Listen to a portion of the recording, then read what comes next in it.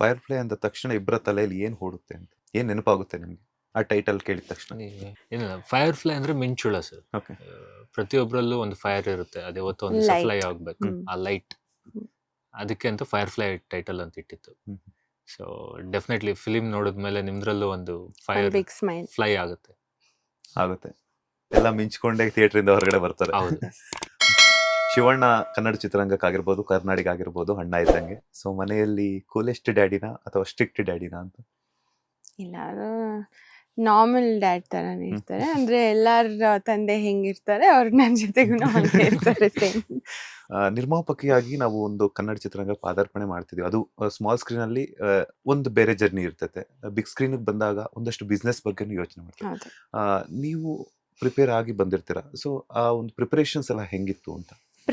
ಪ್ರಿಪರೇಷನ್ಸ್ಗಿಂತ I think ಅದೊಂದು learning process. ಒಂದು script ಕೇಳ್ದಾಗಿಂದ shooting preparation ಮಾಡ್ಬೇಕು. ಈಗ ಬಿಸ್ನೆಸ್ ಸೈಡ್ ಆಫ್ ಥಿಂಗ್ಸ್ ನೋಡ್ತಾ ಇದೀವಿ, ಅದೆಲ್ಲ learning process. So I think more than anything practically I am learning now. ಎಷ್ಟು ಥಿಯೇಟರ್ಸ್ ಪ್ಲಾನ್ ಮಾಡಿದ್ರಾ? ಅದು theatre list very soon. Just ಇವಾಗ ಡಿಸ್ಟ್ರಿಬ್ಯೂಟರ್ ಅನೌನ್ಸ್ ಮಾಡಿದೀವಿ, ಬ್ಯಾಂಗ್ಳೂರ್ ಕುಮಾರ್ ಅವರು distributors. So theatre list very soon ಬಿಡ್ತೀವಿ. ಮೇಡಮ್, ಈಗ ಶಿವಣ್ಣ ಅವರು ಪ್ರಭಾಷಾ ಸಿನಿಮಾಗಳಲ್ಲೂ ಮಿಂಚ್ತಿದ್ದಾರೆ. ಸೊ ಒಂದೆರಡು ನಿಮಿಷಗಳಿದ್ರು ಕೂಡ ಆ ಕ್ಯಾರೆಕ್ಟರೈಸೇಷನ್ ಅವ್ರು ಚೂಸ್ ಮಾಡುವಂತಹ ಇದೇ ಇಲ್ಲ, ಪಾತ್ರ ತುಂಬಾ. ಈಗ ಎಕ್ಸಾಂಪಲ್ ಜೈಲರ್ ಆಗಿರ್ಬೋದು.